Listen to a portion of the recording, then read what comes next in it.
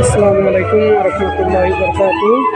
এই যে আমাদের যারা পজিশন অর্জন করেছেন তাদের কিন্তু ছবি দিয়ে তারপর দিয়ে কিন্তু তাদেরকে সেলিব্রেশন দেওয়া হবে।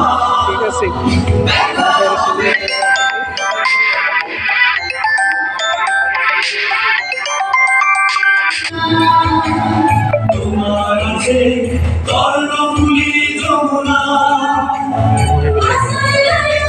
আপনি কি চান না এরকম একটা পজিশন, এরকম একটা নিতে, পুরস্কার নিতে? টাকা পয়সা বড় কিছু না, একটা সম্মাননা পাওয়াটা কত ব্যাপার।